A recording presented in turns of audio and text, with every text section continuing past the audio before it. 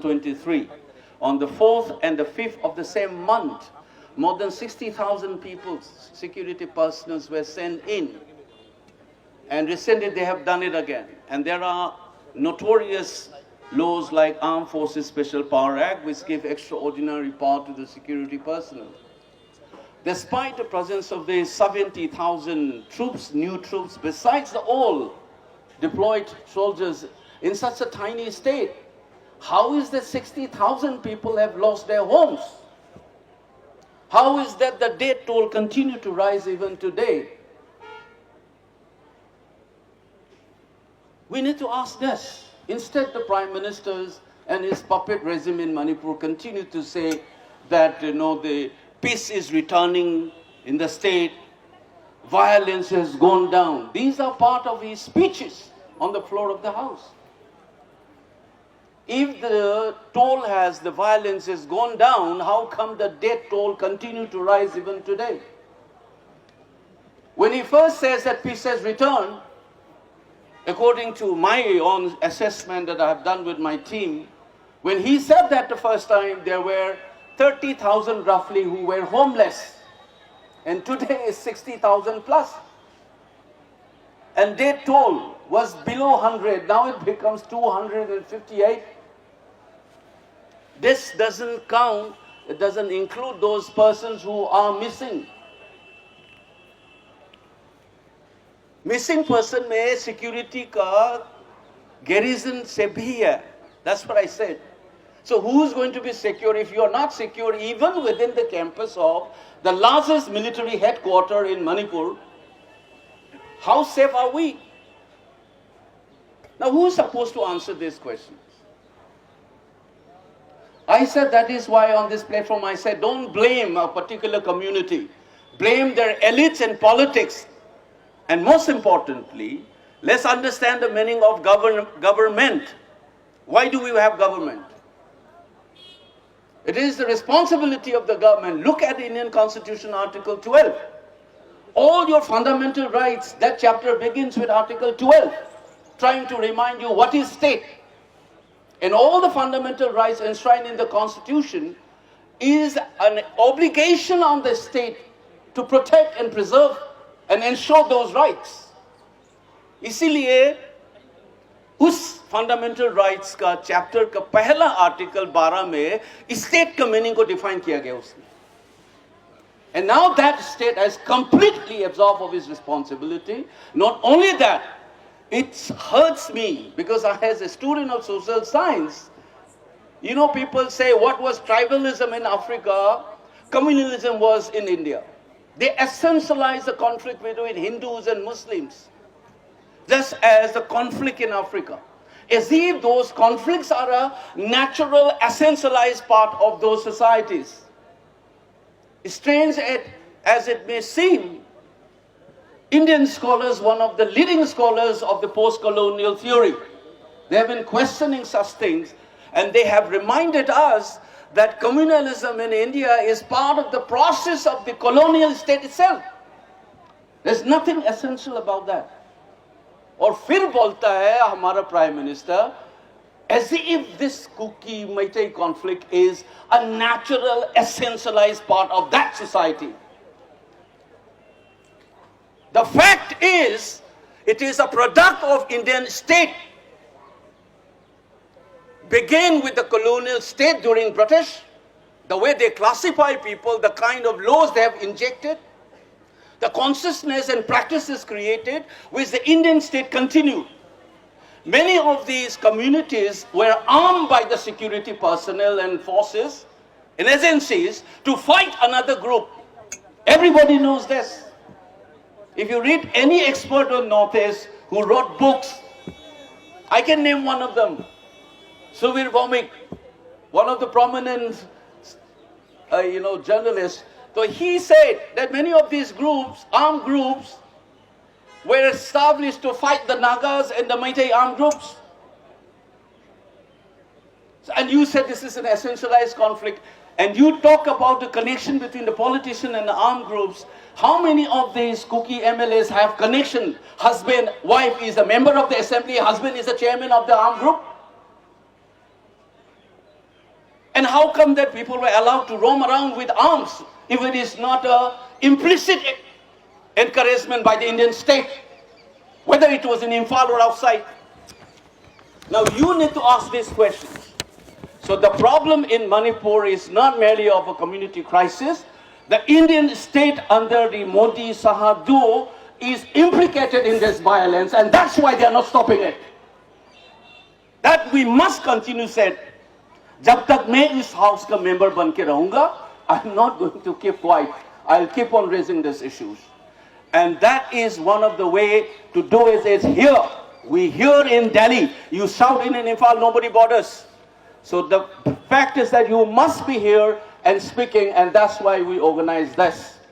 And even if a few members comes here, thank you for your support, and thank all my party members and colleagues from the parliament who have came in such a short notice. I have only informed them yesterday about this, and I'm very thankful to Shashi also for coming in. And I'm also expecting one of my old friend Yogendra Yadav. He is also on the way, and hopefully he will join us and also reflect on our situation. We need support. Please remember, it's not a Manipur's problem. This is an Indian state problem. When the constitutional system collapses, this speaks on this country. Please do not forget that. As long as you think this has something to do with a distant place called Manipur, you are already pushing, then people will begin all over again to ask this question, what is the place of Manipur in the Indian Union? And the remaining, these youths of Manipur and the Northeast in general will begin to sense what is our place even today in this country, depending on how we behave and how we react, respond to this crisis. And a better sense should prevail among the Indian elites, particularly the BJP leaders. And they are doing more harm to this country than to Manipur through this violence. Thank you.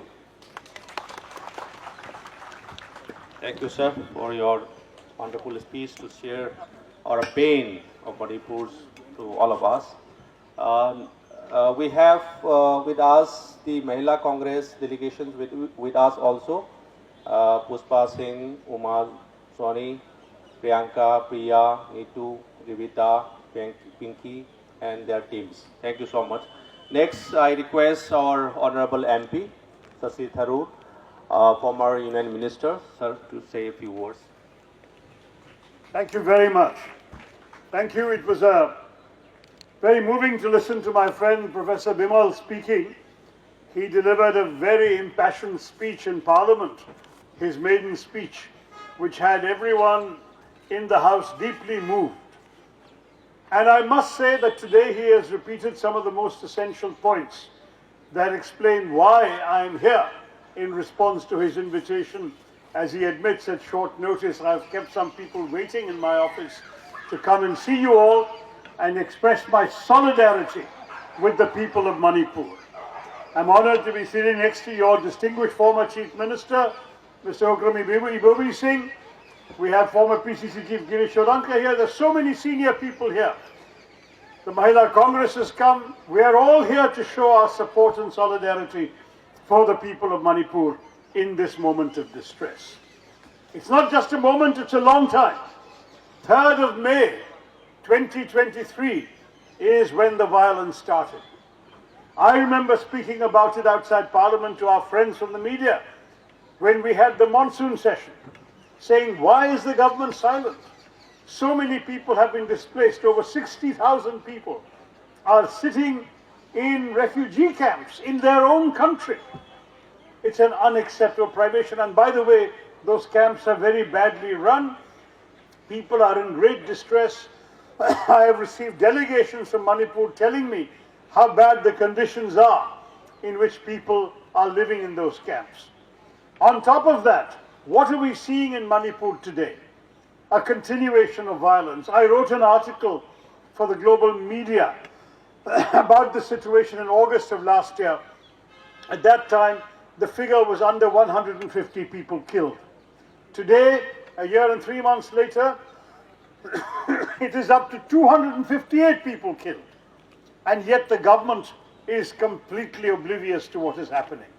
Our Prime Minister has not seen fit to go to his own country, to go to a vital part of our own national security and express his pain at the loss of the lives in Manipur. He has gone to Ukraine and wept about the Ukrainian children there. He has gone to Russia and talked about the needless deaths in war. It's high time he went to Manipur and talked about the unnecessary deaths of our own Indian citizens in a needless and unnecessary conflict that the government should have been able to stop a year and a half ago, but it's been continuing now for a year and 7 months. We are looking at a situation when in our own country people's homes have been destroyed, churches and temples have been attacked. A minister of the BJP government had his own home burned down just last year. And yet, the government has the gall to speak about normality, to speak as if nothing has gone wrong, that everything is calm and peaceful. How can they even have the face to acknowledge that their own chief minister has been unable to win the confidence of all people in his state? We're looking at a time when he, for the first time, tried to call his own party MLAs together, and his own party's MLAs from one part of the state refused to talk to him. This is not a good sign. What we are seeing is a state that has been misgoverned to the extent that even us who are committed to democracy in this country were forced to say president's rule would be better than this kind of misrule. We have talked about in all these placards you are seeing before you, we've talked about the importance of upholding the Constitution of India. When people die in Manipur, it diminishes every one of us Indians. Every one of us is hurt and affected when one of our brothers and sisters in Manipur is assaulted, is stripped, is raped, is thrown out of their homes, is forced to take shelter in a refugee camp and to go elsewhere. I have spent last Christmas with some Manipuri children who could not study in their state. And because they could not study, some states in the south of India offered them places. My own state of Kerala is very proud to do that. And they have then come saying we can't go home for the holidays. I was very happy to have a Christmas lunch with them and talk to them about the distress and pain they're enduring. All of you in different parts of Manipur are the same to us. We don't draw any distinctions based on all these identities. The most important identity is that you are all Indian. And as Indians, it is your duty, it is our duty to make you feel safe and your duty to uphold the constitutional values that we build our country and our democracy on. Let me say to you all that we stand with you in this hour of suffering. We don't want to see your homes destroyed, we want to see them rebuilt. We don't want to see people living in refugee camps, we want them to feel safe and secure again. We don't want the government to act as if nothing is wrong, we want the government to face up to their responsibilities. We want the Prime Minister to go to the people of Manipur. We want him to express the shock and pain and horror that he has expressed for so many other victims of conflict elsewhere in the world. We want him to say to the people of Manipur, we feel your pain and that we want you to live in peace. Manipur has been reduced to a garrison state. The AFSPA is in force and yet people keep dying. We have seen weapons that were issued to the police and the paramilitary falling into the hands of lawless elements. We have seen people flouting the law of the land. Stories of everything from drug smuggling. As you remember, a famous Manipuri police officer resigned from the police in order to protest the government's collusion in actions of drug smuggling, which are also damaging Manipuri society.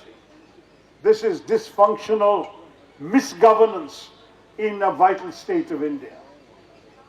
Professor Bimol was right to say, is it a case of out of sight, out of mind?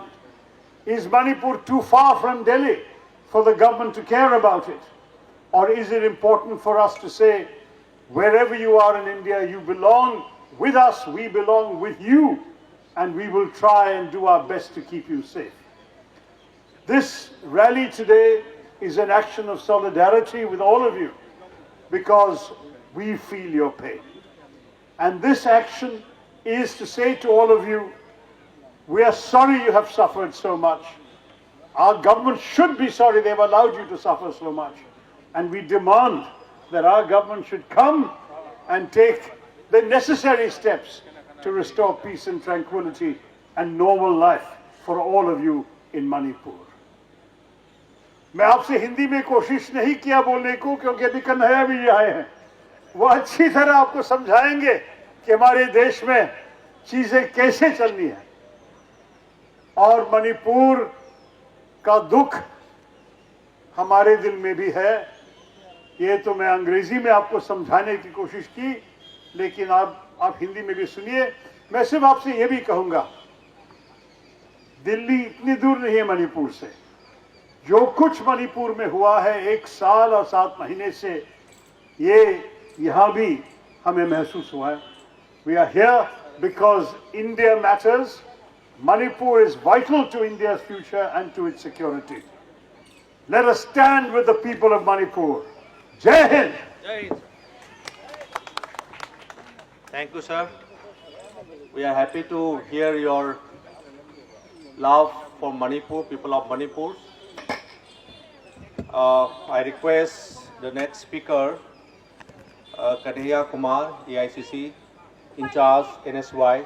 Sir, request you to say a few words.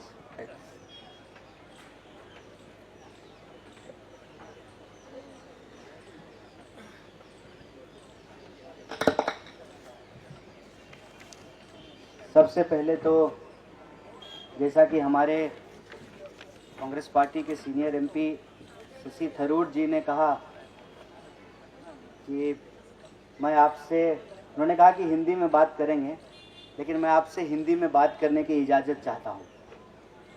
बात करूँ? धन्यवाद।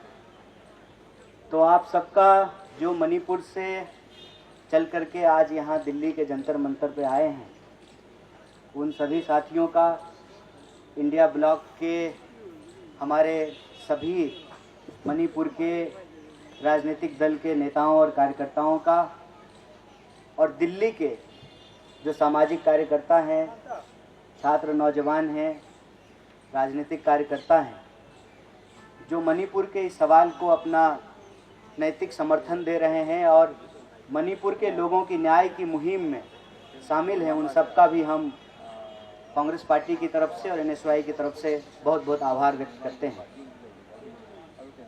सबसे पहले तो मैं यहाँ खड़ा होकर के आपसे कोई औपचारिक बात नहीं करना चाहता हूँ, क्योंकि मणिपुर का सवाल हमारे लिए सिर्फ एक पॉलिटिकल क्वेश्चन नहीं है। ये हमारे नेशन की आइडेंटिटी, उसका वजूद और न्याय की जो हमारी संकल्पना है कॉन्स्टिट्यूशन में, उससे जुड़ा हुआ मसला है। अपने आप में ये कितनी अजीब बात है कि जो लोग दिल्ली में शासन चला रहे हैं, हमारे देश की जो केंद्र सरकार है, वो पूरी दुनिया का चक्कर लगा रहे हैं। मैं केंद्र सरकार कह रहा हूँ, हालांकि आजकल केंद्र सरकार को मोदी सरकार कहा जा रहा है। मोदी जी पूरी दुनिया में घूम रहे हैं, पूरे देश में चुनाव प्रचार कर रहे हैं। कहीं अगर किसी बिजली के खंभे का भी उद्घाटन करना हो तो प्रधानमंत्री चले जाते हैं, बस वहां फोटो खिंचवाने का अपॉर्चुनिटी होना चाहिए। लेकिन मणिपुर नहीं जा रहे हैं। क्या पता उनका जो गूगल मैप है वो मणिपुर का रूट नहीं दिखा पा रहा है। क्या पता कि शायद वो ये भूल गए हैं कि मणिपुर भी भारत का ही एक हिस्सा है, भारत का ही एक राज्य है। और एक दिन की बात नहीं है कि कोई एक घटना हो गई, कोई एक वायलेंस की वारदात हो गई और मामला खत्म हो गया, ऐसा नहीं है। लगातार कई महीनों से हिंसा, बलात्कार, लोगों का घर जलाया जाना, रोजी रोजगार का छिन जाना, पूरा का पूरा शासन प्रशासन ऐसा लगता है कि जैसे किसी ने स्टैचू बोल दिया हो। इतनी दर्दनाक बात है, लेकिन देश की सरकार के मन में मणिपुर के लोगों के लिए ना कोई संवेदना बची है और ना ही जो है उनके दिल में थोड़ा सा भी दर्द है कि हमारे देश के एक हिस्से में लोगों की हत्या हो रही है, लोगों का घर जलाया जा रहा है, लोगों की पढ़ाई लिखाई रुक गई है, स्कूल कॉलेज बंद हो गए हैं, शासन प्रशासन का एक विभाजन हो गया है। एक राज्य के लोग आपस में विभाजित कर दिए गए हैं और देश की सरकार चुप है। इसलिए हम कांग्रेस पार्टी की तरफ से मणिपुर के लोगों के साथ खड़े हैं, क्योंकि वो न्याय का सवाल है। वहां के लोगों के साथ जो अन्याय हो रहा है, उस अन्याय के खिलाफ हमारी पार्टी, हमारे नेता कांग्रेस प्रेसिडेंट मल्लिकार्जुन खड़गे जी, हमारे नेता राहुल गांधी जी, पार्लियामेंट में लीडर ऑफ अपोजिशन के तौर पे दोनों ही, और हमारी पूरी पार्टी, हमारे तमाम सांसद, हमारा तमाम जन संगठन, जब से मणिपुर की घटना हुई है लगातार हम लोग इस सवाल पे बोल रहे हैं। प्रधानमंत्री का गूगल मैप भले काम नहीं कर रहा हो सकता है उनको मणिपुर का रूट नहीं मिल रहा हो, डिजिटल इंडिया के इस दौर में हो सकता है कि उनका इंटरनेट वहां की हालत नहीं इनको बता पा रहा हो, लेकिन न सिर्फ कांग्रेस पार्टी के लोग वहां जा रहे हैं, बल्कि वहां के जो शिविर हैं, जिनको अपना घर छोड़ना पड़ा, जिनका घर जला दिया गया, उनके बीच में काम कर रहे हैं। और देश की संसद में लगातार इस बात को हम लोग उठा रहे हैं कि सरकार को इसकी जिम्मेवारी लेनी पड़ेगी और मणिपुर में जो इतना बड़ा खाई बनाई गई है, जो लोगों को बीच में नफरत फैला करके लोगों को आपस में दूर किया गया है, इसका एक हल निकालना पड़ेगा। और मैं आप सबसे, मणिपुर के लोगों से ये निवेदन करता हूं, कितनी भी कोशिश कर लें, हमारे शब्द शायद उस घाव पर मरहम का काम नहीं कर पाए, लेकिन मैं आपसे निवेदन करता हूं कि हम आपसी भाईचारे का, शांति का, मोहब्बत का, आपस में मेल जोल का रास्ता अख्तियार करें और जो लोगों के साथ अन्याय हुआ है वहां पर न्याय सुनिश्चित करें। और मुझे उम्मीद है कि अगर सरकार यह बात नहीं सुन रही है